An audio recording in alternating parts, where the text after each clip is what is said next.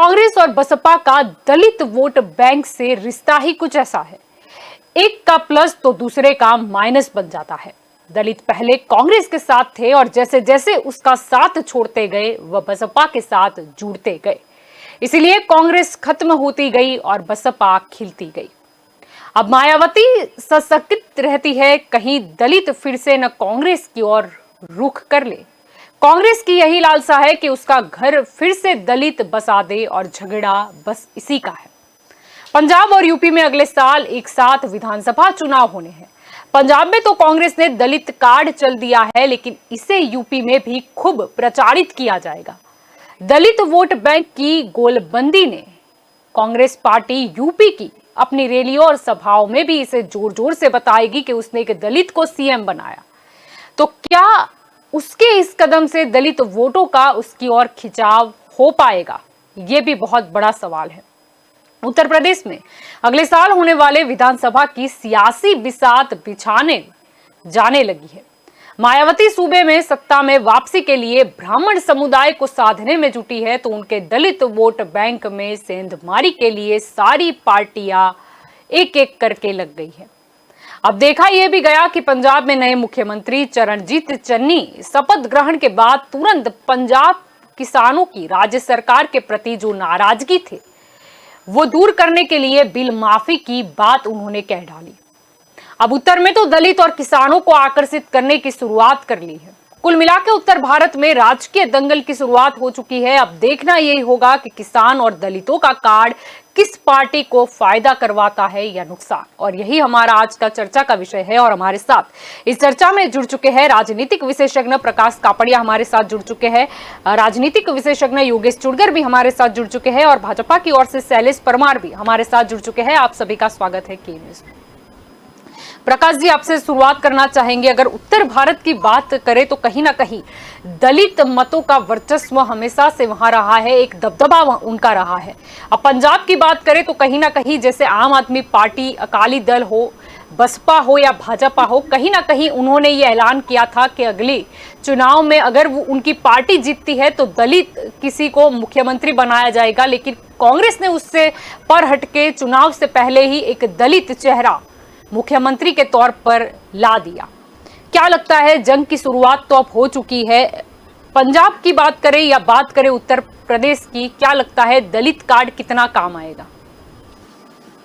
इसमें जो इतिहास है भारत का, उसमें जो कांग्रेस पार्टी के साथ दलित वर्ग रहा ही रहा है शुरू से, और कांग्रेस का शासन भी उसी कारण ज्यादा चला कि जो उनका जो पद्धति था इंदिरा गांधी का या कामराज नीति की पद्धति जो भी थी उसको उन्होंने अपनाया। नहीं, धीरे धीरे उन्होंने उसको छोड़ दिया तो उनको दूसरी पार्टियों ने अट्रैक्ट किया। अभी आप पार्टी है या दूसरी पार्टियों ने जो घोषित किया कि हमारी सरकार बनेगी तो हम दलित को मुख्यमंत्री बनाएंगे, और यह पंजाब के पहले मुख्यमंत्री दलित है जी। ये प्रथम चरणजीत सिंह चन्नी। तो एक उन्होंने कांग्रेस ने ये कार्ड जो खेला है ये चुनाव से पहले खेला है, तो उसके लिए जो सफलता मिल सकती है, लेकिन भाजपा पार्टी को और दूसरी पार्टियों को किसानों का और दलित लोगों का सामना करना पड़ेगा, या उनको अपनी तरफ आकर्षित करने के लिए जैसे इन्होंने बिजली माफ का किसानों को प्रलोभन दिया है जी। या जो भी वायदा किया है, वायदा पूरा होता है नहीं होता है वो बात की बात है। अभी उन्होंने सबको आकर्षित करने का प्रयत्न किया है, तो दूसरी पार्टियां भी इस तरह से कुछ न कुछ घोषणाएं करेगी ऐसा लगता है, और इसका पुनरावर्तन उत्तर प्रदेश में होगा वो निश्चित बात है। और उसमें सफलता कितनी मिलती है वो तो चुनाव के बाद ही मालूम पड़ेगा, लेकिन चुनाव के पहले इतना नक्की है कि सभी पार्टियां जो है वो ये समुदाय को अपनी तरफ अट्रैक्ट करने के लिए सब कुछ करेगी, खर्चा भी करेगी, मनी पावर, इन्फ्लुएंस पावर जो भी यूज करना हो वो करेंगी। और ये मत कि दूसरी जगह पर नहीं भी बंटवारा हो उसका हर एक पार्टी कोशिश करेगी। लेकिन जो अभी दलित नेता को पसंद किया है जी। वो एक कांग्रेस की फिलहाल स्टार्टअप लेवल पे जीत मानी जाएगी, कि दलितों को उससे प्रसन्न रहेंगे। किसान लोग भी जो बिजली माफी की घोषणा करी प्रथम आते जी ही, उससे किसान भी उनकी तरफ प्रभावित रहेंगे। लेकिन आगे जो है उनको किस तरह से ये वचन देते हैं और निभाते हैं, उसके ऊपर निर्भर है जलपा जी जी। जी बिल्कुल। योगेश जी, आपकी ओर आना चाहूंगी। क्या लगता है, अगर मायावती की हम बात करें तो मायावती जो ब्राह्मण कार्ड खेलने की फिराक में थी, लेकिन कहीं ना कहीं उनके जो दलित मत है, जो उनका हमेशा से गढ़ माना जाता है, और कहीं ना कहीं मायावती जो इतनी उभरी, वो कहीं ना कहीं कांग्रेस के जो दलित वोट गिरे थे वही कहीं मायावती की झोली में जा गिरे थे, जिसकी वजह से ही मायावती इतनी हावी हो चली थी। अब पंजाब की बात करें तो पंजाब में फिर से एक बार कांग्रेस को कहीं ना कहीं दलित जो अपना वोट बैंक है वो याद आ गया है, और उसकी शुरुआत भी हो गई है। पंजाब की अगर हम बात करें तो वहां पर दलितों की संख्या, वहां की जो आबादी है उसके 32% होती है, और अगर हम यूपी की बात करें तो वो 22% है। पंजाब में ऐसा है कि सिख दलित है, हिंदू दलित है। सिख दलित 19% है, हिंदू दलित की बात करें वो कुछ 12 मतलब परसेंटेज है। और अगर हम यहाँ पर यूपी पे देखें तो उसमें कुछ जो गेशन होता है वो कुछ अलग होता है। अगर 22% यानी कि 22% में वोट बैंक जाटव और गैर जाटव इस तरीके से उसके पार्ट है। 10% गैर जाटव है और 12% जाट है, यानी। और मायावती जो आती है वो कहीं ना कहीं ये जाट वाले जो आता है उसमें आती है। क्या लगता है, ये पूरा समीकरण देखते हुए अब कौन सी पार्टी किस पर भारी हो जाएगी? मायावती जी की पार्टी काशीराम ने जब शुरू की तब से ये दलित वॉज द बेस, वो उसी आधार पर यह पार्टी शुरू की गई थी। और मुझे याद पूरा सूत्र याद नहीं है, लेकिन जब ये पार्टी शुरू की तो बनिया ब्राह्मण को जूता मारो चार, ये उनका एक स्लोगन था। और पूरे दलित का सपोर्ट उससे मिले, ये उच्चतर जातियां जो है उसके लिए हेट्रेट करने का काम उन्होंने किया था और इस तरह से दलितों को आकर्षित किया था। लेकिन अब कांग्रेस की जो दलित बैंक थी, मुस्लिम बैंक थी, इस तरह से दलित बैंक थी, उसमें अभी मायावती ने कुछ बदलाव किया, उससे ये गड़बड़ सब शुरू हुई। मायावती ने सीएम बन के कुछ शासन भी किया, उसका शासन कैसा था कैसा नहीं वो बात बाजू में रखे, लेकिन मायावती ने जो एक पीड पॉलिटिशियन की तरह काम किया, काशीराम जो उसके स्थापक थे उसको कैसे दूर किया वो हिस्ट्री में हम नहीं जाएंगे, लेकिन वो अभी सर्वे सर्वा बन गई। और मायावती के पार्टी में मुझे राजनीति का विश्लेषण करता हूं, फिर भी दूसरा कोई नाम याद नहीं है कि मायावती के पार्टी में कोई सुपर पावर है। तो ये वन मैन पार्टी है, लेकिन वो इतनी मजबूत हो गई थी, अभी कुछ साल से उनका ये मजबूताई जो है वो कम हो गई। तो दलितों का कार्ड खेलने के बाद ये ब्राह्मण का कार्ड भी अभी खेलेंगे, जो ब्राह्मण को वो लोग हेट करते थे उसको लाएंगे। तो इस तरह से यूपी का जो राजकारण है वो एक ऐसा चल रहा है, वहां पर मुलायम सिंह और उनके लड़के का जो चल रहा है वो भी एक देखने जैसा है। फिर भी भारतीय जनता पार्टी ने अभी वहां पर योगी महाराज को बिठा के एक बड़ा मजबूत पकड़ जमा दिया है। तो अभी मायावती वहां क्या कर सकेगी वो अभी क्वेश्चन मार्क है। सिर्फ भाजपा के विरुद्ध कांग्रेस और मायावती के जो बीएसपी है उसके वोट का डिवाइड होगा और भाजपा को फायदा होगा, ये मेरा आकलन है। जी बिल्कुल। शैलेश जी, आपकी ओर आना चाहेंगे। क्या कहना चाहोगे? अगर पंजाब की बात करें तो कांग्रेस ने तो दलित जो मुख्यमंत्री है उन्हें खुशी पर विराजमान कर दिया है, चरणजीत चन्नी। अगर हम देखें तो क्या लगता है इसका आने वाले चुनावों पर क्या असर पड़ेगा? कहीं ना कहीं भाजपा और दूसरी पार्टी जो स्ट्रेटेजी सोच रही थी कि पंजाब में अगर जीत हासिल करनी है तो क्यों ना उसकी 32% यानी कि 32% जो आबादी है उसको, यानी दलित को टारगेट करके चलेंगे तो कहीं ना कहीं उनके मत बैंक का हमें फायदा मिलेगा। लेकिन कांग्रेस एक कदम आगे निकली। क्या लगता है क्या होगा अब? क्योंकि अगर उत्तर प्रदेश की बात करें तो कहीं ना कहीं हम पंजाब और उत्तर प्रदेश को में एक साथ चुनाव आने वाले हैं, यानी राजनीति की जो चेन है वो कहीं ना कहीं पंजाब से उत्तर प्रदेश में जुड़ ही जाती है। जी जलपा जी, आपकी बात का जवाब देने से पहले मैं प्रकाश जी को भी मैंने सुना, चुड़गड़ जी को भी मैंने सुना, मगर ये बात जो जातिवाद की उभरी है आज के टाइम पे, वो अच्छी बात तो नहीं है। मगर जो दलित को मुख्यमंत्री बनाया है कांग्रेस लेकिन ने, भाजपा ने भी घोषणा की थी दलित को मुख्यमंत्री बनाएंगे, लेकिन कांग्रेस आगे निकल गई। हाँ, भाजपा ने भी, मैं सभी पार्टियों के बारे में बोल रहा हूँ कि चरणजीत जी चन्नी जो है उनकी अगुवाई में एक मुख्यमंत्री उनको बनाया है। उनको मुख्यमंत्री बनाने के लिए पंजाब की ओर से और पूरे भारत की ओर से मैं चरणजीत जी चन्नी को अभिनंदन देता हूँ।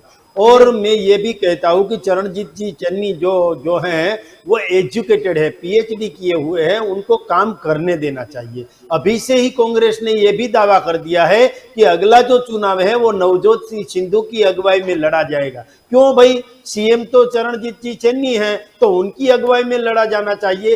ये भी दलित लोगों का अपमान भी है, और जो बनाया ही है उनके लिए अभिनंदन, मगर चुनाव भी उनकी अगुवाई में लड़ा जाना चाहिए, ये उनका सम्मान होता है। और दूसरी बात मैं ये कहना चाहता हूं कि चरणजीत जी चन्नी आए हैं तो उनके साथ जो गुजरात की तुलना करें तो गुजरात में सीएम भी बदले हैं और सभी मिनिस्ट्री भी बदली है। मैं ये भी आशा रखूंगा कांग्रेस के पास से कि पूरी मिनिस्ट्री बदल दो, कोई भी मिनिस्टर, एक भी मिनिस्टर जब मिनिस्ट्री में होता है, जो चालू मिनिस्ट्री में है उसको बदल दो और नए जो लोग हैं उनको लाए। ये भी मैं विनती करता हूं कांग्रेस से, मगर लाना नहीं लाना वो कांग्रेस की बात है। कांग्रेस भारतीय जनता पार्टी ने जो किया, ऐतिहासिक निर्णय किया है, वो निर्णय नहीं कर सकती। अभी मैं सोच रहा था कि अभी 3 ऐतिहासिक हमारे साथ घटना बनी है। पहले तो कोरोना जो आए, तो कोरोना आया तो कभी नहीं लगता था कि जो भाई है वो बहन से दूर हो जाएगा, पिता है वो पुत्र से दूर हो जाएगा, ऐसा कभी सोचा नहीं था। ऐसा आया एक घटना। दूसरी घटना जो है वो अफगानिस्तान की घटना थी। अफगानिस्तान में पूरा राजकीय सिनारियो बदल गया। अमेरिका की जो 70,000 की सैन्य थी वो भी चली गई, उन्होंने भी पीछे हट किया। ऐसी कभी सोची भी नहीं थी स्थिति। और तीसरी स्थिति जो है वो गुजरात की स्थिति है। गुजरात में पूरा मंत्रिमंडल के साथ सीएम को भी बदल दिया, और बदलने के बावजूद युवा चेहरे जब लाए हैं, वो तीसरी ऐतिहासिक घटना है। तीसरी ऐतिहासिक घटना भारतीय जनता पार्टी के साथ जुड़ी है, इसीलिए मुझे मेरी पार्टी के ऊपर गौरव है। और जो भारतीय जनता पार्टी की वजह से कांग्रेस ये राजस्थान में, उत्तर प्रदेश में, पंजाब में ये सब कर रही है, मगर मैं उत्तर प्रदेश की आपने बात की, चुड़गड़ जी ने भी बात की, प्रकाश जी ने की बात की, मगर उत्तर प्रदेश में मायावती ने सरकार चलाई, मगर वहां काशीराम जी के साथ भी उनका कुछ अच्छा नहीं रहा था। काशीराम जी जाने के बाद ब्राह्मण को भी लाया गया और दलित कांड खेला गया। सब वोटों के लिए किया गया है, ऐसा सब लोगों के सामने आ गया है। जो स्थिति थी वो मायावती को भी सब पहचान गए हैं। अब उत्तर प्रदेश में 42 ऐसे जिले हैं जहां दलितों की संख्या है वो काफी अधिक है, जो सीधा मत बैंक पर असर करती है।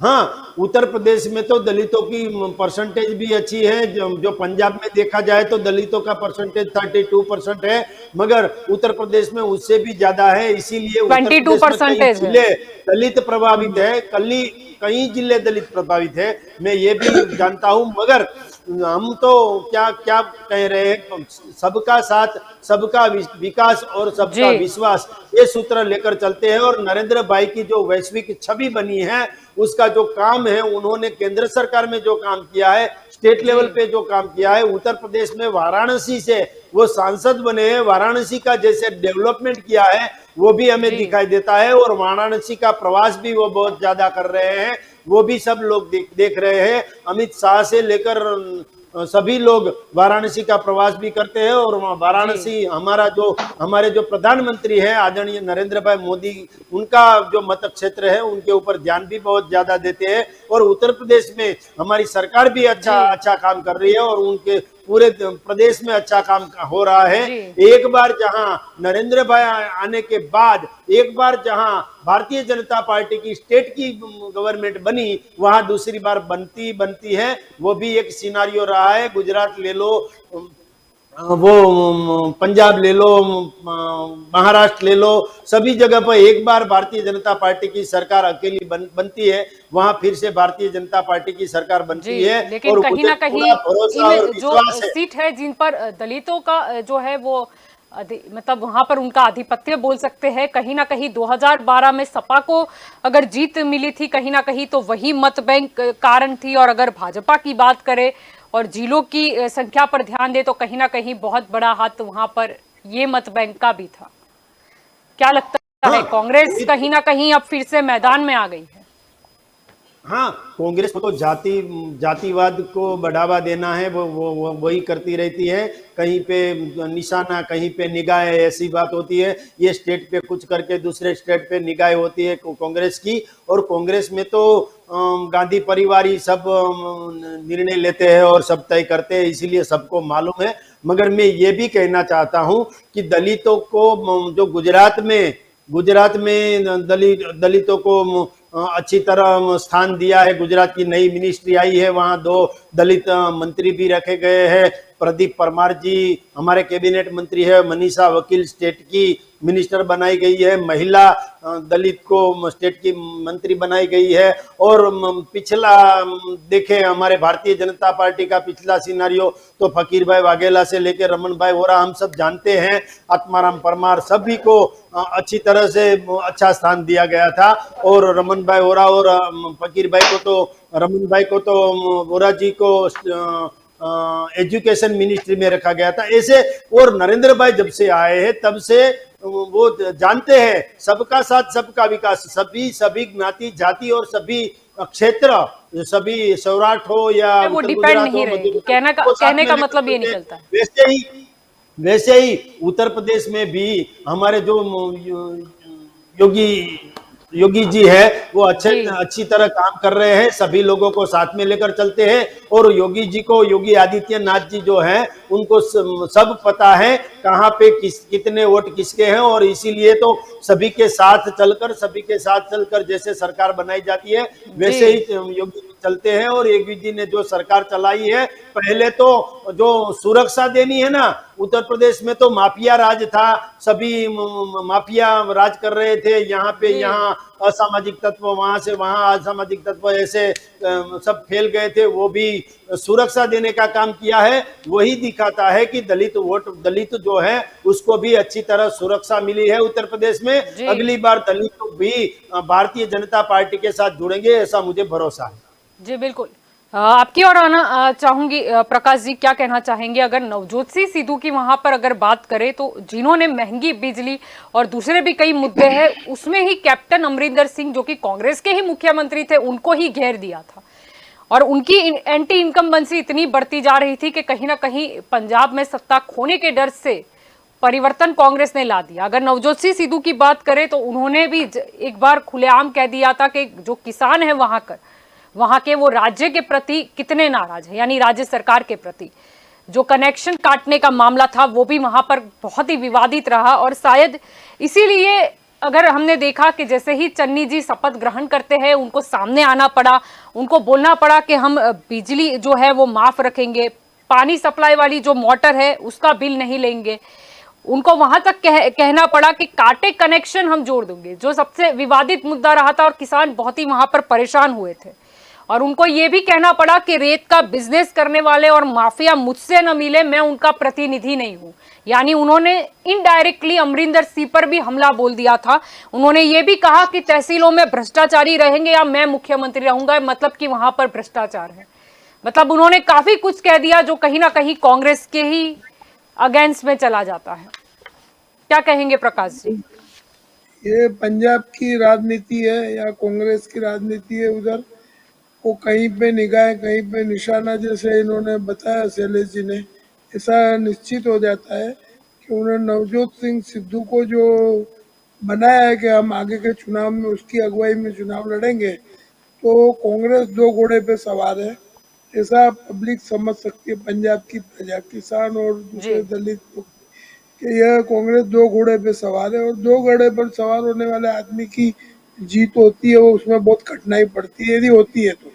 बाकी जो डबल स्टैंडर्ड पॉलिसी है, लेकिन कई बार ऐसा होता है कि सिद्धू को खुश करने के लिए, और पहले मुख्यमंत्री रहे हुए हैं, उनके टाइम में भ्रष्टाचार बढ़ा है, तो वो भ्रष्टाचार बढ़ा है वो प्रजा जानती है। अब उनको भी कांग्रेस हाथ में रखना चाहती है और दलितों को भी हाथ में रखना चाहती है। यह बहुत उनकी दो घोड़ों की सवारी है, वो कांग्रेस को महंगी पड़ सकती है, जी ऐसा निश्चित माना जाता है। और जैसे गुजरात में बोला था पाटिल जी ने कि हम रूपाणी के नेतृत्व में चुनाव लड़ेंगे, ऐसा ही कांग्रेस ने उधर बताया कि हम सिद्धू जी के उसको भी खुश रखने का प्रयत्न किया गया है। लेकिन चुनाव आने से पहले कुछ बदलाव भी आ सकता है, ये पॉलिटिक्स है, राजनीति है, कट्टू नीति है, उसमें बदलाव आता है। तो जैसे रूपाणी जी को भी ख्याल नहीं था कि मेरे को इस तरह से पोजीशन करके निकाल दिया जाएगा। जी राजनीति में एवरीथिंग पॉसिबल। और जो मोदी जी हमारे प्रधानमंत्री है, वो एक चीज दृढ़ संकल्प उनका उन्होंने 2001 से बनाया था कि मुझे सीएम से पीएम तक की दौड़ लगानी है। और वो जो है, जो गिरने का डर नहीं रखता है, वो जो है ऊंचे स्थान पे पहुंच सकता है और ऊंची उड़ान भर सकता है। वो मोदी जी की एक पॉलिटिकल आउट। जो शैलेश जी ने बताया कि कांग्रेस पंजाब में जो है सभी मंत्रियों को बदला जावे, ऐसा कांग्रेस कोई भी राज्य में कर सके ऐसी स्थिति में नहीं है।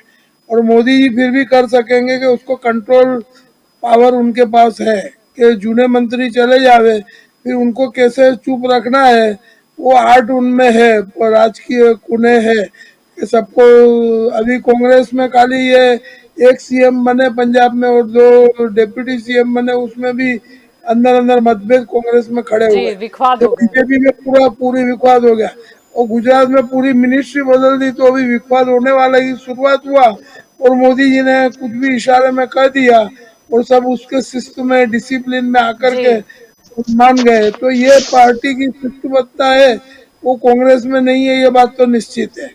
तो अभी जी जो सिद्धू जी को आगे करना है, तो मेरे को लगता है ये कांग्रेस ने पगला दलित को नेता बना करके अच्छा लिया है कि पहले मुख्य प्रधान ये बने हैं पंजाब के दलित नेता।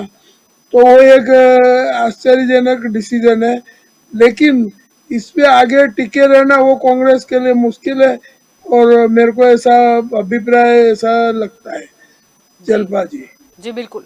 योगेश जी आपकी ओर आना चाहेंगे। क्या लगता है कांग्रेस की अगर बात करें, पंजाब में उन्हीं की सरकार थी, लेकिन अगर राज्य सरकार से नाराजगी की बात करें वहां पर, तो पंजाब के जो किसान हैं वो कैप्टन अमरिंदर से उतने खुश नहीं थे। चाहे कनेक्शन काटने का मामला हो या चाहे महंगी बिजली का मामला हो, अक्सर देखा गया कि किसानों की नाराजगी जो कुट कुट कर भरी थी वो वक्त रहते सामने भी आई। अगर हम नवजोत सिंह सिद्धू की बात करें तो कहीं ना कहीं अगर हम पिछले 3 महीनों को ले ले तो उससे पहले तक वो भरपूर जहां जाते थे वहां पर कैप्टन अमरिंदर है उसके मतलब उनका जो शासन है उस पर सवाल उठाते थे। वो किसानों को मुद्दे पर भी कई बार नजर आए खुल के। अब एंटी इनकम्बेंसी जो किसानों की तरफ से थी वहां पर राज्य सरकार के प्रति, यानी कांग्रेस की सत्ता के प्रति, वो कहीं ना कहीं बदलने के लिए ही चन्नी जी ने शपथ ग्रहण के बाद तुरंत ही किसानों का मुद्दा उठा लिया। ये बिल माफी की बात कर ली उन्होंने, कांटे कनेक्शन जोड़े जाएंगे ऐसा वादा भी कर दिया। लेकिन कुछ वादे ऐसे भी थे जो कैप्टन अमरिंदर ने भी किए थे लेकिन कुछ किया नहीं। क्या लगता है, अभी वादा तो कर दिया है बिल माफी का, क्या लगता है ये इतना आसान है? क्योंकि मैं कुछ 5 महीने पंजाब का जी पॉलिटिक्स आप देखें तो कांग्रेस का एक अच्छा स्टेट था वहां कि जिसमें उनका शासन चलता था। कैप्टन अमरिंदर सिंह की नेतृत्व में 2 टाइम विधानसभा में उनका विजय हुआ था। तो कैप्टन अमरिंदर सिंह वो इतनी अच्छी तरह से वहां उसका पकड़ था। लेकिन एक फैक्टर ऐसा आया जिसको हम ओपनिंग बैट्समैन बोलते सिद्धू। वो सिद्धू ने भाजपा में जब था तो कांग्रेस को जितनी गालियां उसको आती थी सब दे दी। अभी कांग्रेस में आ गया, जितनी गाली आती है वो भाजपा को दे दी, और अभी भाजपा को उसने छोड़ दिया है गाली देना, अभी शुरू किया अपनी पार्टी को गाली देना। ये जो है वो सिद्धू का स्पेशल कैरेक्टर है, वो आप देखिए। अच्छा, उसको सीएम बनना था, सोनिया जी ने उनको नहीं बनाया, तो अभी जब किसी और को बना था उसका विरोध किया, तो फिर ये चन्नी जी को बना दिया। अच्छा, अभी चन्नी जी को बना दिया, फिर भी ये सिद्धू तो ऐसे ही बिहेव करेगा जैसे कि वो सुपर सीएम है, और ये नायब डेप्यूटी सीएम बनाने की जो बात है उसमें भी सिद्धू का प्लस माइनस वगैरह दिखाई दिया। अभी ये चन्नी जी को वो कैसे करने देगा काम, वो देखने जैसी बात है। वो सोनिया जी उनको डायरेक्ट करे चन्नी जी को कि आप ऐसा करो वैसा करो, एक अलग बात है, लेकिन ये सिद्धू उनको डायरेक्ट करेगा कि भाई आप ऐसा करो वैसा करो। और चन्नी जी का कैरेक्टर कैसा है वो आप देखिए। उनको सीएम बनाया गया, वो एक सरप्राइज था, वो सही बात है, लेकिन वो जैसे शैलेश जी ने बताया कि पढ़े लिखे है, वेल एजुकेटेड है, पीएचडी है, दलित है, ये सब बातें सब ठीक है, लेकिन जब वो उसकी शपथ विधि हुई उस टाइम राहुल जी को वो पांव छूते हैं, ये मुझे कुछ समझ में नहीं आया। ये सीएम उनको पांव छुए। गुजरात में भी भूपेंद्र भाई पटेल सीएम बने तो उसने किसी के पांव नहीं छुए थे, बड़े भी थे, मोदी भी थे, मोदी जी को दिल्ली में मिले तब भी अमित शाह थे, नड्डा जी थे।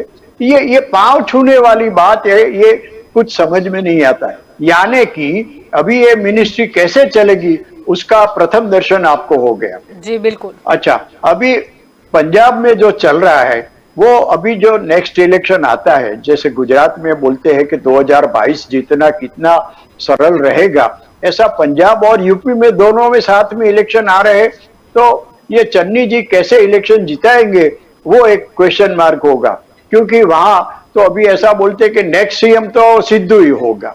तो ये सब जो दखलबाजी चल रही है उसके कारण ये इलेक्शन जितना बड़ा मुश्किल रहेगा। भाजपा को ज्यादा जोर लगाना पड़ेगा, आप पार्टी भी वहां पर कुछ न कुछ जोर लगा रही है, तो जब इलेक्शन आएगा तो एक सीन ऐसा होगा कि कौन जीतेगा वो हम प्रिडिक्ट नहीं कर सकेंगे। जी बिल्कुल। शैलेश जी आपकी ओर आना चाहूंगी। यहाँ पर हम बात कर रहे हैं कि जिस तरीके से चन्नी जी शपथ ग्रहण करते के साथ ही वहाँ पर आ गए, उन्होंने कहीं ना कहीं बिल माफी की बात की, उन्होंने कहीं ना कहीं कैप्टन अमरिंदर के शासन में शायद जो किसान नाराज थे उन्हें मनाने का प्रयास पहली ही बार में कर दिया। लेकिन अगर देखें तो चुनाव में कुछ 5 महीने का समय रह गया है। क्या कांटे कनेक्शन जिनकी संख्या जो है वो लाख में जाती है, क्या वो पूरी कर पाएंगे या बिल माफी सही में कर पाएंगे, क्योंकि सरकारी तिजोरी का भी तो देखना होता है। क्या लगता है उन्होंने किसानों को राजी करने का यहाँ पर पंजाब में तो प्रयास किया, अगर उत्तर प्रदेश को भी हम कनेक्ट कर दे तो क्या किसान जो है वो इनकी ये जो उन्होंने घोषणा की है उससे आकर्षित हो पाएंगे?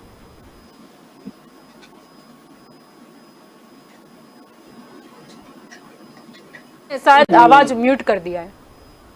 आवाज नहीं आ रही। हाँ जी जी जी। बिल माफी वाली जो बात है वो अरविंद केजरीवाल जी ने दिल्ली में किया था, मगर वो 500 यूनिट तक की बिल माफी की हुई है। और एजुकेशन के बारे में भी उन्होंने बहुत बड़े किया थोड़ा, और कैमरे बड़े बड़े लगा दिए। बड़े कैमरे लगाने से बड़ा बड़ा सब दिखता है, वैसे ही ये उत्तर प्रदेश में होगा तो अच्छी बात नहीं है। अभी तो बिल माफी की है, वो माफी वाली बात से जो लोग हैं वो माफी की तरफ चले जाएंगे, और ये अच्छी बात नहीं है। एक बात जो उसकी योजना लानी चाहिए, कुछ अच्छी योजनाएं लानी चाहिए। योजना से किसानों की जो आय है वो दुगनी हो जाए, ऐसा करना चाहिए। मगर माफी वाली बात में तो ऐसा है, कोई किसान है तो रेगुलर जो उनका धीरा वो लेता है, उनके परसेंटेज ने ब्याज प्रतिशत लेता है, तो वो अच्छी तरह वो भरपाई करता है, तो वो किसान को कुछ माफी नहीं मिलता। और जो किसान अच्छी तरह भरपाई नहीं करता तो उसको माफी मिल जाती है। तो ये बात तो कुछ हजम नहीं होती। मगर किसानों की आय दुगनी करने के लिए टेक्नोलॉजी लानी चाहिए, ये सब बातें होनी चाहिए। और जो दूसरी बात है, आपने बिजली की बात की, उसमें भी बिजली कैसे कम वपराई जाए, वो बिजली का यूज कम हो और बिजली की वजह से सोलर और दूसरी जो योजना है वो लानी चाहिए। ऐसे ही दूसरे देश जो डेवलप कंट्री है वो कोई माफी वाली बात नहीं करते, मगर उनका वो क्वेश्चन है कांग्रेस वालों का और अरविंद केजरीवाल का, उसमें मैं ज्यादातर डीप में नहीं जाऊंगा। मगर जो चुड़गर जी ने बताया और प्रकाश जी ने बताया कि पंजाब में अभी चरणजीत जी चन्नी हैं, वो काम अच्छी तरह कर नहीं पाएंगे क्योंकि उनके ऊपर नवजोत जी सिद्धू है। जो नवजोत सिद्धू है उन्होंने क्रिकेट में भी किसी के साथ अनबनी बहुत रखी थी, वो भी हमने पास्ट में देखा है। और वही गेम यहाँ भी वो राजनीति में भी खेलते हैं। राजनीति में भी जो पार्टी के प्रेसिडेंट होते हैं उसके साथ भी उसकी अच्छी बन नहीं रही थी। जो गवर्नमेंट में थे कैप्टन अरविंदर सिंह और सभी लोग, उनके साथ भी अच्छी बन रही थी। जब वो कांग्रेस में है तो अभी प्रकाश जी ने बताया कि नरेंद्र मोदी के बारे में कुछ बोलते हैं, और मैंने ऐसे भी वीडियो कई देखे, अभी यूट्यूब में पड़े हैं। उन्होंने सोनिया जी को भी बहुत गालियां दी थी, ये भी अच्छी बात नहीं थी। तो ये इनकी जो गालियां देने की और जिनके साथ होते हैं उनके साथ रहकर दूसरों के गालियां देना, ये जो उनकी आदत है वो रहेगी। और मुझे ऐसा लग रहा है कि थोड़े दिन के बाद ये चरणजीत जी चन्नी जो है उनको भी ये नवजोत सिंह सिद्धू जो है वो गालियां देने की बात करेंगे, वो भी मुझे पूरा विश्वास है। क्योंकि नवजोत जी सिद्धू के अगुवाई में इलेक्शन लड़ा जाएगा, ऐसी कांग्रेस की जो जाहिरात है उनकी, जो उन्होंने बोला है, तो वो अच्छी तरह काम नहीं करेंगे। मगर हम भी जो उत्तर प्रदेश और पंजाब जैसी दलित प्रभावित जो क्षेत्र है, दलित प्रभावित जो प्रदेश है, उनके बारे में सोचेंगे। और कहाँ भी है हमारी पार्टी ने अगले चुनाव में कुछ ना कुछ दलितों के लिए अच्छा पद और अच्छी बात होगी वो करेंगे। आपने तो ये भी कह दिया कि दलित मुख्यमंत्री या उप मुख्यमंत्री वाइस जो सीएम है वो बनाएंगे। मगर हम तो ये देखेंगे कि विचारधारा के साथ चलेंगे। हमारी जो है वो चेहरा कम है, मगर हमारी विचारधारा जो डेवलपमेंट की है, हमारी विचारधारा जो एकात्म मानववाद की है, हमारी विचारधारा पंडित दीनदयाल जी और श्यामा प्रसाद मुखर्जी की हमारी विचारधारा है। हमारी केडरबेर जो पार्टी है, हमारी विचारधारा के अनुसार ही चलेंगे। हम तो कमल के अनुसार चलते हैं। और नरेंद्र भाई मोदी ने जिस तरह भारत को डेवलप किया है, और आज देखते हैं आप, वो अमेरिका गए हुए हैं और अमेरिका में भी संयुक्त राष्ट्र में जाएंगे और सभी को मिलने वाले हैं। हमारे देश का जो अच्छी बात है, हमारे देश का अच्छा सिनारियो है, वो वहाँ प्रकट भी करेंगे। और उनको हमारे नरेंद्र भाई मोदी की छवि तो वैश्विक छवि है, साथ ही साथ भारत की भी वैश्विक छवि बन रही है। भारत की भी अच्छी बात कोई बोलने वाला, वहाँ डंका बजाने वाला, वहाँ कुछ बोल सके, उसकी बात सुन सके, ऐसे प्रधानमंत्री हमें मिले हैं। तो ये स्टेट को जिस स्टेट में जहाँ सिख की आबादी ज्यादा है तो वहाँ सिख को भी प्राधान्य देंगे। जहाँ पाटिल जो है वहाँ पे महाराष्ट्र में जो है उनको भी ज्यादा देंगे। ऐसे हरियाणा में भी जाट लोग हैं। वैसे जहाँ भी जैसे लोग होते हैं वहाँ लोगों के बीच में जाने के लिए उनको प्राधान्य देना पड़ता है। मगर गुजरात की हम बात करें तो गुजरात में जब नरेंद्र भाई पहले सीएम थे, बाद में जो 10 वर्ष तक उन्होंने काम किया और अच्छा काम किया, और जो जातिवाद, ज्ञातिवाद, प्रांतवाद सब था वो उसको पीछे छोड़ दिया और एक ही वाद रहा, वो था राष्ट्रवाद और डेवलपमेंट का वाद। तो ये नरेंद्र भाई मोदी ने काम किया। ऐसे ही कोई सीएम काम करेंगे तो कोई भी पार्टी हो तो हम तो उनको बधाई ही देंगे, मगर काम करने नहीं होगी। कांग्रेस में राहुल गांधी जी कुछ और कहेंगे, जो नवजोत सिंह सिद्धू है वो कुछ और कहेंगे, और दूसरे जो पार्टी के अध्यक्ष है वो भी कुछ और कहेंगे। तो ये राहुल गांधी कच्चे कान के हैं, वो भी हमें पता है। कोई बोलेगा कि ये कर रहे हैं, ये कर रहे हैं, तो कुछ अलग गलत हो गया। नहीं तो कैप्टन अमरिंदर घर नहीं होते अगर ऐसा नहीं होता। सही बात है शैलेश जी। कुछ लोग बोलेंगे कि ऐसा कर रहे हैं, ऐसा कर रहे हैं, तो राहुल गांधी भी बोलेंगे कि ये अच्छा नहीं कर रहे, तो और सिद्धू जी जहाँ होते हैं वहाँ अच्छा काम करने की आशा ही नहीं रखनी चाहिए। क्योंकि सिद्धू जी का काम जो है किसी को काम का अच्छा कहने की बजाय उनका काम कैसे बिगड़े, ये काम करने के लिए सिद्धू जी खड़े होते हैं। सिद्धू जी कहीं जिसके घर में होते हैं वो घर में भी अच्छा नहीं काम करते, और जिसके घर से आए हैं, मैं ये भी कहना चाहता हूं कि कांग्रेस सिद्धू जी को अच्छा पद नहीं देंगे, अच्छी जवाबदारी नहीं देंगे, तो कल वो कांग्रेस का भी भांडा फोड़ सकते हैं कि कांग्रेस में ऐसा था वैसा था। सिद्धू जी के ऊपर विश्वास नहीं रखना चाहिए। जी। और मैं चरणजीत चन्नी जी को भी जी। ये आपके माध्यम से भी कहना चाहता हूं कि सिद्धू जी के ऊपर विश्वास मत करना। जी बिल्कुल। प्रकाश जी आपकी ओर आना चाहूंगी। यहाँ पर जब हम नवजोत सिंह सिद्धू की बात कर रहे हैं 2000 से, ऐसा नहीं है कि कैप्टन अमरिंदर सिंह और उनका जो विवाद है वो कुछ अभी का ही है, लेकिन 2017 की बात करें जब सिद्धू जी आए थे तभी उन्होंने कह दिया था कि उनकी जो एंट्री है वो राहुल गांधी ने करवाई है, तो उनका जो कैप्टन है वो राहुल गांधी है, नहीं कि कैप्टन अमरिंदर सिंह। यानी कि वो किसी के अंडर में काम नहीं करना चाहते, उन्हें यही है कि मैं राजा हूं और मैं पंजाब में जो बोलूंगा वही होगा। अब ऐसी ही हम बात देखें राजस्थान में भी ये है। अशोक गहलोत की हम बात कर ले या हम सचिन पायलट की बात कर ले, वो दोनों जो गुट के लोग हैं जिनको कहीं ना कहीं एकजुट होकर काम करना है, लेकिन वो नहीं करते, लेकिन ये करते रहते हैं कि हम कैसे एक दूसरे के काम बिगाड़े या कौन सी चीज है वो जाके हम हाई कमांड को बता दें। और यही नाराजगी है जिसके ऊपर लग रहा है कि अब पंजाब के बाद राजस्थान का नंबर है बदलाव में। क्या लगता है क्या होगा इसमें? जो नवजोत सिंह सिद्धू है उनको पहले प्राधान्य दिया गया और उन्होंने राहुल गांधी को प्राधान्य दिया, तो उनको लाने वाले राहुल गांधी थे, ये बात उनकी बराबर है।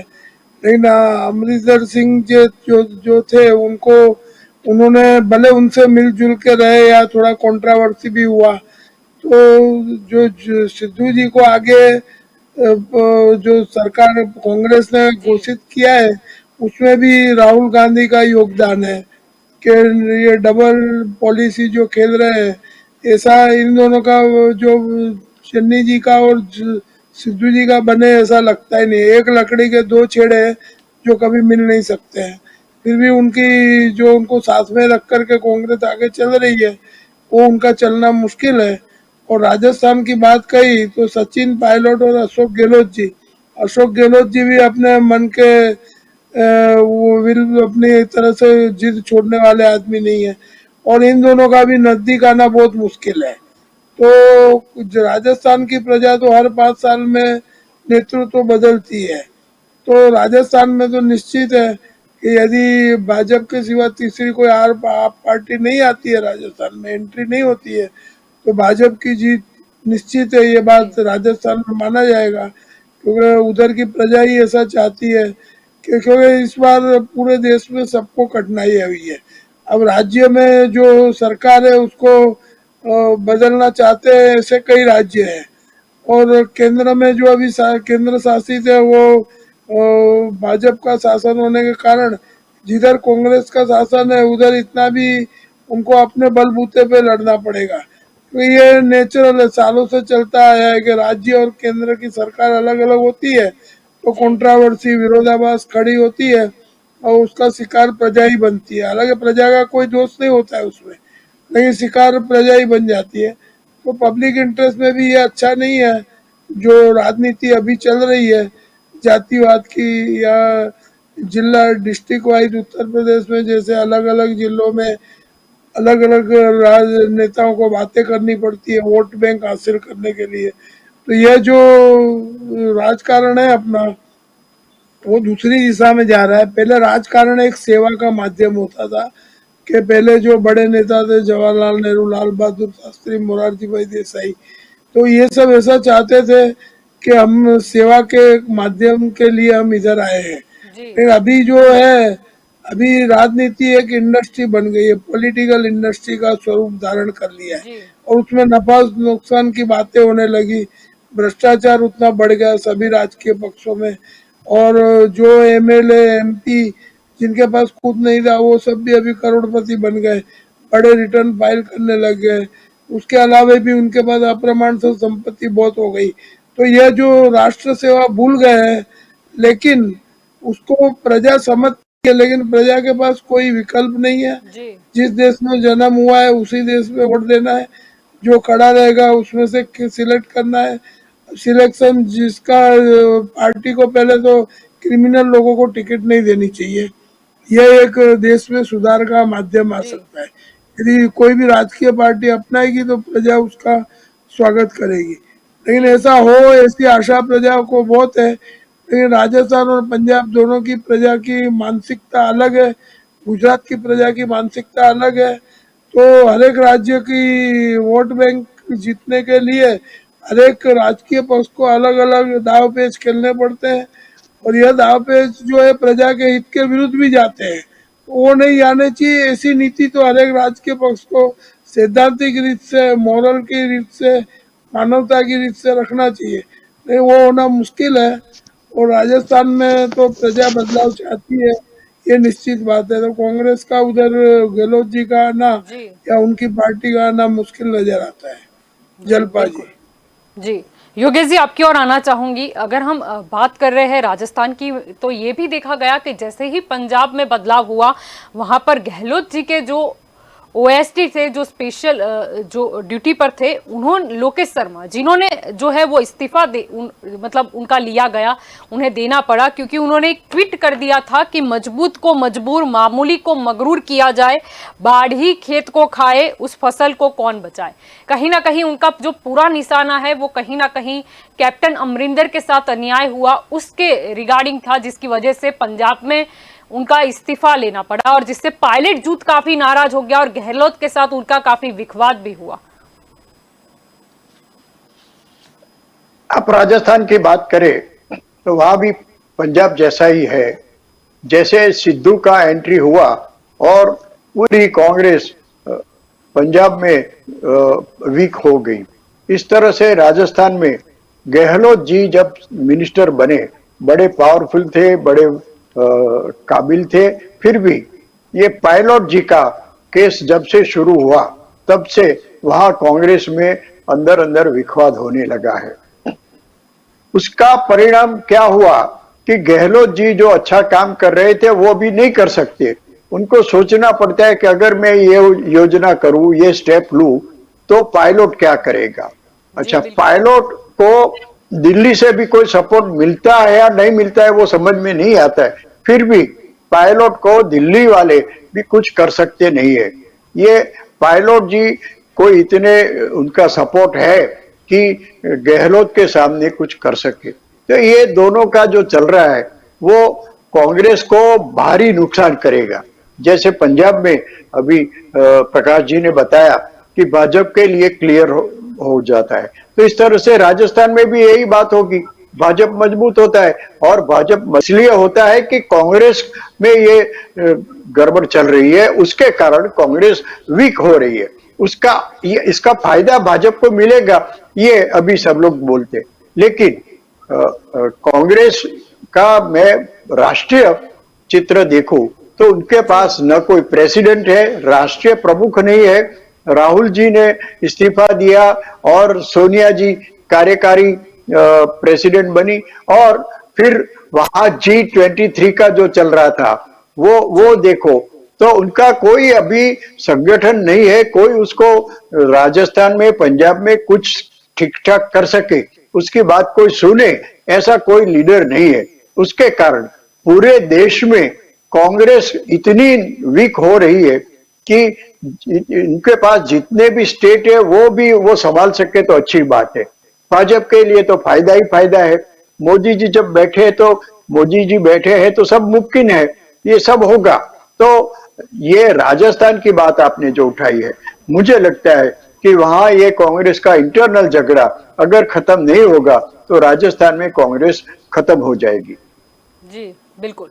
शैलेश जी, आपकी ओर आना चाहेंगे, क्या कहेंगे? पहले अगर भाजपा की बात करें तो उत्तराखंड में बदलाव आया, कर्नाटक में बदलाव आया, गुजरात में भी बदलाव आया। कहीं ना कहीं कांग्रेस को भी लगा कि अगर उन्होंने अपना जो विवाद है वो खत्म नहीं किया तो फिर आने वाले चुनाव तक का इंतजार नहीं करना पड़ेगा, लेकिन पहले ही सत्ता से हम विमुख हो जाएंगे, जिसका नतीजा ये रहा कि पंजाब में परिवर्तन हुआ। अब शायद ऐसा कहा जा रहा है कि राजस्थान अब नेक्स्ट है, राजस्थान में कुछ परिवर्तन होगा। क्योंकि कहीं ना कहीं गहलोत और सचिन पायलट जो है उनकी बन नहीं रही है। पहले भी था कि कांग्रेस के हाथ से राजस्थान की सत्ता जो है वो बाल बाल बची थी, क्योंकि कहीं ना कहीं प्रियंका गांधी और राहुल गांधी ने डैमेज कंट्रोल कर दिया था। उस वक्त ये भी कहा जा रहा था कि पायलट जी जो है वो अपने जो सपोर्ट वाले जो विधायक है उनको लेकर भाजपा में आने वाले हैं। क्या राजस्थान नेक्स्ट है? सीधा सवाल शैलेश जी। राजस्थान की तो अभी बात करें तो राजस्थान तो ऐसा स्टेट है कि जहां अशोक गहलोत जी और युवा नेता जो सचिन पायलट है उनके बीच में भी अनबनी है, जैसे सिद्धू जी और कैप्टन अरविंदर जी है। जो ऐसे जो कांग्रेस में ऐसा है, युवा और बुजुर्ग दोनों की कुंडली नहीं मिल रही है। कांग्रेस मिलाने की कोशिश करते हैं मगर मिल नहीं रही है। जैसे कांग्रेस राहुल गांधी जी को नेता बनाना चाहती है, देश का नेता बनाना चाहती है, मगर नहीं बन सकती, लोग उसे नकार रहे हैं। वैसे ही अशोक गहलोत जी और जो सचिन पायलट हैं, सचिन पायलट जी कब कहाँ जा सकते हैं उसका कुछ अंदाजा नहीं है। कहीं कहते हैं कि वो कांग्रेस छोड़ रहे हैं, ऐसी भी बात आ रही थी। उसके एमएलए को लेकर, उसके समर्थन वाले एमएलए को लेकर चले जाएंगे, ऐसी बात थी। तो वो बुजुर्ग लोग हैं, हाई कमांड है कांग्रेस की, वो आके उसको मनाते हैं, मगर वो ज्यादा दिन तक नहीं चलेगी, क्योंकि राजस्थान में भी कुछ ना कुछ परिवर्तन करना पड़ेगा। और मैं वहां तक मानता हूं कि सचिन पायलट को आगे करेंगे तो अशोक गहलोत जी जो बुजुर्ग है, सोनिया गांधी जी के अच्छे वो जाने माने हैं, उसके समर्थन वाले हैं। जो सचिन पायलट है उसको वो युवा है, तो ऐसे नहीं बन सकती है। और वहां तो क्योंकि ये ऐसा सिनारियो ऐसे होता, इसीलिए हो रहा है कि वहां पे राजस्थान हो या कोई भी स्टेट हो तो दिल्ली से कोई डरता नहीं है। दिल्ली की जो उसकी पार्टी है, उसके जो मुखिया है, उससे कोई डरता नहीं है, उसकी विचारधारा से कोई डरता नहीं है, वो जो केंद्रीय शासन है उससे कोई डरता नहीं है। वो आते हैं फिर भी कुछ समाधान नहीं हो रहा है। इसीलिए वो बोलते हैं कि हमारे एमएलए, वो अशोक गहलोत जी बोलते हैं हमारे एमएलए। राजस्थान की स्थिति देखकर विकास की कोई बात ही नहीं है, वहां अनबन ही ज्यादा चला है इसी 4 बरस के अंदर। तो लोग भी पहचान गए हैं कि इसकी जगह तो भारतीय जनता पार्टी को वोट दिया होता तो अच्छा होता, क्योंकि ये तो नहीं होता। भारतीय जनता पार्टी में कुछ परिवार में कुछ अनबन होता है तो वो वहां से हाईकमांड आती है, हमारे शीर्ष नेतृत्व आते हैं, तो कुछ ना कुछ अच्छा मसला होता है और अच्छी बात देकर जाते हैं। कहा था तो कि मोदी तुझसे बैर नहीं, वसुंधरा तेरी खैर नहीं। शैलेश जी। हाँ, नहीं, वसुंधरा जी ने जैसे राज्य चलाया, जैसे जवाबदारी उनको मिली थी, वो भी अच्छा काम कर रही थी। वसुंधरा जी ने भी अच्छा काम किया था पास्ट में, वो भी हमने देखा है। मगर भारतीय जनता पार्टी, मैंने बोला ना कि केडर बेस्ड पार्टी है, तो वो वहां से आते हैं तो यहाँ कुछ स्टेट में कुछ होता है तो वो सुलझ जाता है। मगर कांग्रेस में तो क्या है कि वो धुएं निकलते हैं, कहीं से स्टेट की पार्टी की जो ऑफिस है वहीं से धुएं निकलते हैं, वो सीएम की ऑफिस है वहां से धुएं निकलते हैं, कुछ ना कुछ जलता रहता है। इसीलिए भारतीय जनता पार्टी में कुछ थोड़ा सा ही हो ना तो भी पार्टी देख लेती है। और नरेंद्र भाई और वहां से हमारे जेपी नड्डा जी और केंद्रीय पार्लियामेंट्री से कोई आता है तो अच्छी बात देकर ही जाता है। और लोग भी जानते हैं कि भारतीय जनता पार्टी की जहां जहां सरकारें हैं वहां स्टेबल सरकार है। स्टेबल सरकार इसीलिए है कि वहां भारतीय जनता पार्टी के अविश्वास की दरखास्त को ये सब पूरी तरह नहीं आता है। कुछ भी होता है, परिवार होता है, वहां कुछ अनबन होती है, 5 लोगों का परिवार भी होता है, वहां भी अनबन होती है। मगर जो वडील होते हैं, वो बुजुर्ग होते हैं, वो आते हैं तो मान जाते हैं। ऐसा हमारी पार्टी में होता है। मगर कांग्रेस में तो इसमें ही समय चला जाता है, रूठना मनाना ऐसे ही बातों में ही समय चला जाता है। और विकास की बात तो कुछ होती नहीं है। कुछ विकास की बात करें तो अंदर से ही कुछ जलने की बू आती है और विरोध की बू आती है, अंदर से ही आती है। हमें विरोध करने की जरूरत ही नहीं होती। राजस्थान ले लो, पंजाब ले लो, ये अब तो मैं ये भी कहने वाला हूं कि महाराष्ट्र ले लो, महाराष्ट्र में भी कुछ उद्धव ठाकरे और कांग्रेस में अनबन हुई है, एनसीपी जी। में भी अनबन हुई है, जी। सब दिखाई जी, देता है। जूते ये मारने लोग तक की समझ बात हो रहे गई हैं थी। कि जी। स्टेबल सरकार चाहिए तो भारतीय जनता पार्टी की अगुवाई वाली सरकार होनी चाहिए, क्योंकि वहां कोई कुछ भी करे तो उसके जामीन होते हैं, उसके कुछ तो कहते हैं ना कि वहां के वो कान खींचने वाला कोई होता है, उसका डर होता है और लोगों का भी डर होता है कि हमें जवाबदारी मिली है तो जवाबदारी पूर्णतः निभानी चाहिए। ये भारतीय जनता पार्टी का कार्यकर्ता और भारतीय जनता पार्टी की सरकार सोचती भी है कि हमें कुछ काम करके देना चाहिए। विकास की कुछ बात होती जी, है, यानी विकास का ही एजेंडा रहेगा। जी। हाँ, एजेंडा भी रहता है, मगर ये कांग्रेस में तो कुछ एजेंडा ही नहीं है। बुजुर्ग और युवा लड़ते ही रहते हैं, उसमें ही उसका टाइम चला सिर्फ जाता है। कांग्रेस में ही लड़ते रहते हैं, क्या बात है। योगेश जी, आप कुछ बोलना चाह रहे थे। ज्यादातर जी लड़ते रहते हैं, भारतीय जनता पार्टी में थोड़ा सा भी होता है तो केंद्रीय पार्लियामेंट्री और जी, बुजुर्ग लोग आते फिर हैं वो और शांत हो समाधान जाता है, शांत हो जाता है, वजह तक नहीं जाना है। जी जी, योगेश जी, आप हाँ। कुछ कहना चाह रहे थे। जी योगेश जी। मैं शैलेश जी की बात करूं, उन्होंने बोला कि अगर स्थिर सरकार चाहिए तो भाजपा की सरकार होनी चाहिए। कर्नाटक देखो, अभी गुजरात देखो, वो बाहर से कोई अस्थिरता लाने वाले नहीं है, अंदर वो दिल्ली से ही अस्थिर कर देते हैं। रूपाणी जी का शासन इतना अच्छा चल रहा था, 1+4 यानी 5 साल का इसका उत्सव मनाया गया। 9 दिन जी। तक ढोल पिटा गया कि हमने ये काम किया, वो काम किया। फिर क्या हुआ क्या मालूम। रूपाणी जी को बोला गया एक चालू फंक्शन से कि भी ये चिट्ठी आई, आप जाओ गांधीनगर, रिजाइन करो। तो ये स्थिरता कहाँ आई। फिर कई सरप्राइज आ गया और हमारे भूपेंद्र भाई को सीएम बनाया गया। कहाँ आई स्थिरता। और अभी जो नया मंत्रिमंडल आया है उसके पास क्या पॉलिसी